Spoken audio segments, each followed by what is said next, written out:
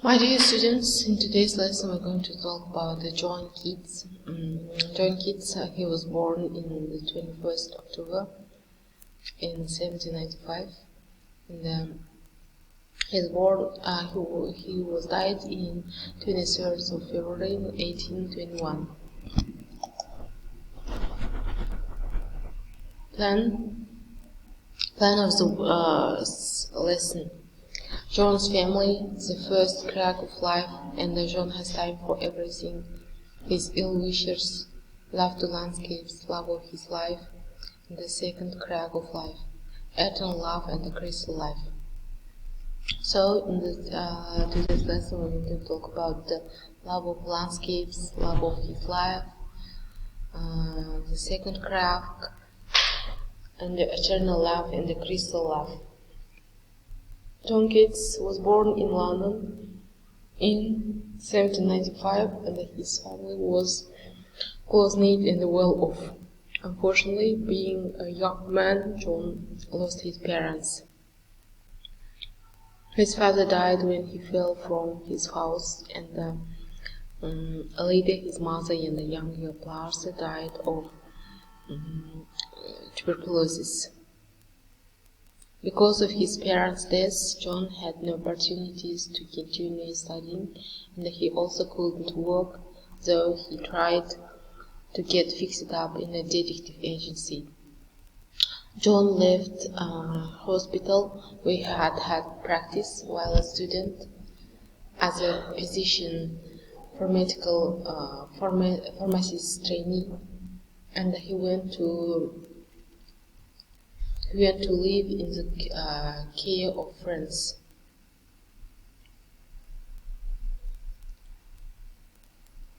So, and they flung it into the wonderful world of books and the poetry. During his short life, marred by disease, Keats managed to publish almost everything he had written. In less than 4 years, he published 3 books, 2 collections with poems, in which include sonnets, odes, ballades, and the poems. Lamia Isabel and the poem in Endymion, and was published as a separate edition. A thing of beauty is a joy forever.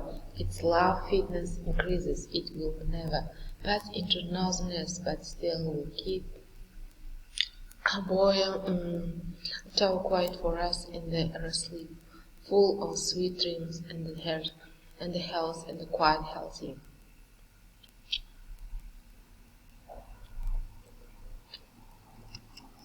So, despite the fact that Keats was constantly surrounded by friends, he had ill and were sensitive about poets' criticism, and then for his scathing and sarcastic remarks, Keats was the one who paid English managers, magazines sent critique to the poet which killed his poems to pieces. And Keats had a style heavily loaded with sensualities, and notably in the series of odes, and typically of the romantics. He accentuated extreme emotion through natural imagery, and today his poems and letters remain among the most popular and analyzed in English literature. In particular, Ode to a Nightingale, named his first time reading Keats, an experience he felt all his life.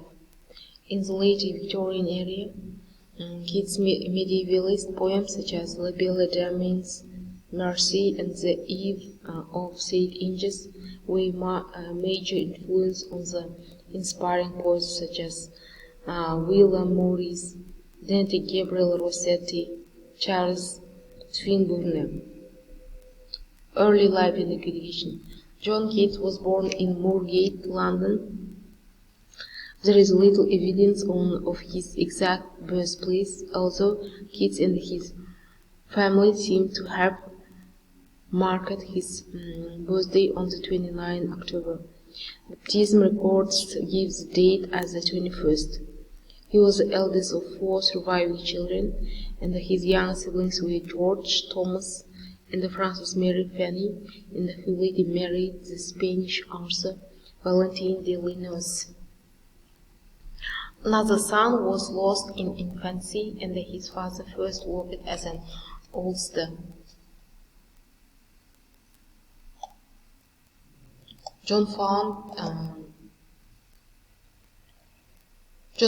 his genre in the poetry, the sonnet, quite early, and throughout his life John was very demanding of himself, and he travelled across Ireland and the Scotland mountain scenery, and weakened his imagination. His parents wished to send their sons to Eton or Harrow, but the family decided they couldn't afford the fees. In the summer of 1803, John was sent to board at John Clerk's school in Enfield, close to his grandparents' house. The small school had a liberal outlook and a progressive curriculum more modern than the larger, more prestigious schools. In the family atmosphere at Clerk's, Keats developed an interest in classics and history, which would stay with him throughout his short life. The headmaster's son, Charles Gordon Clark, also became an important mentor and friend, introducing Keats to Renaissance literature, including Tasso, Spenser, and Chapman's translation. The young Keats was described by his friend Edward Holmes as a volatile character, always in extremes given to indolence and fattening. At 13, he began focusing his energy on reading and study, winning his first academic prize in Midsummer. In April 1804, when Keats was 8, his father died from a skull fracture after falling from his horse while returning from a visit to Keats and his brother George at school. Thomas Keats died intestate, and Frances remarried 2 months later, but left her new husband soon afterwards, and the 4 children went to live with grandmother, Alice Jennings, in the village of Edmonton. And except from the sonnet written on the top of the mountain, Ben Nevis, read me a lesson, muse, and I speak it found, up on the top of Nevis, blind and mist. I look into the charms and the street, where various doors hide them, just so much. I wish mankind to know out of hell a look of errand, and there is sullen mist, even so much mankind can tell of heaven. After returning from the trip, John was visiting his friend. There he met Fanny Brown, the girl who lived next door. Soon she became his muse and the love of his life. He dedicated good poems to her.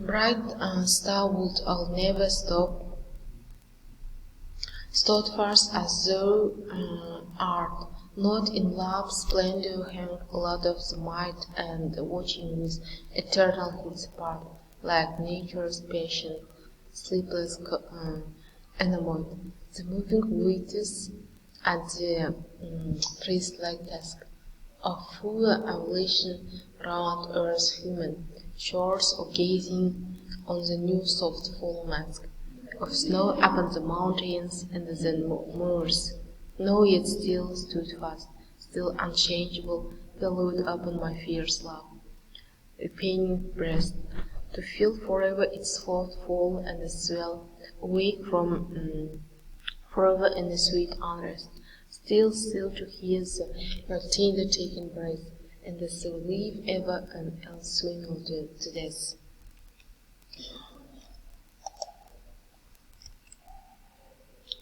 The year after John's health became worse in the last years of his life. Felt he was dying. In 1818 they were had an engagement. And when I feel fair creature of an hour, that I shall never look upon sea more, never have relished in the fairy power. In the wide world I stand alone, and I sing with love and the more fame to nothing less to sing. He offered Fanny to divorce her, to which she disagreed. His friend Charles Brown cites the heartbreaking word of the poet, which he said as he saw the blood on his handkerchief for the first time. I know the color of that blood, it is alternate blood. I can't decide in that color. The drops of blood is my death warrant. I must die.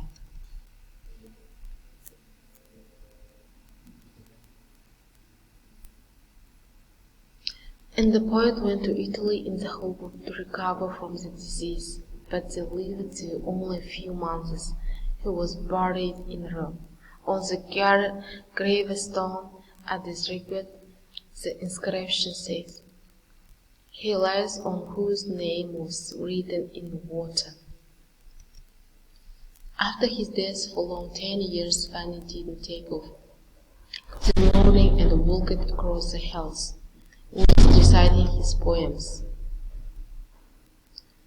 The first biographer and the first publisher of Keats, Richard Macon, Williams brought brave life at the poet to a simple formula: a few faithful friends, a few beautiful poems, passionate love, and early days. The thread of existence was cut short before it was given. So in March, also the first month of 1821 marked a slow and steady decline into the final stage of tuberculosis. His autopsy showed his lung almost disintegrated. Keats was coughing up blood and covered in sweat. Severin nursed him devotedly and observed in later how Keats would sometimes cry open waking to find himself still alive. Severin writes, "Keats reveres still. I am in complete tremble for him. About 4, the approaches of death came on. Severin, I lift me up. I am dying. I shall die easy. I don't be frightened. Be firm." And the sun God it Gassam. I lifted him up in my arms. The phlegm seemed boiling in his throat, and increased until 11, when he gradually sank into death, so quiet that I still thought he left. John Keats died in Rome on 23rd February 1821. His body was buried in the city of Protestant cemetery. His last request was to place it under tombstone, bearing no name or date. Only the words "He lies on this," a name was written in water. Severin and the Brown erected the stone, which under relief of life with the broken strings includes the epitaph. The Vane and the Brown added their lines to the stone in the protest at the critical reception of Keats' work. So, my dear students, guys, at home we must write down all these tasks, and so on the side today, much wrote, next buried in the cemetery in the Joseph, also the other things, all these times. Okay, thank you very much for your attention. Goodbye.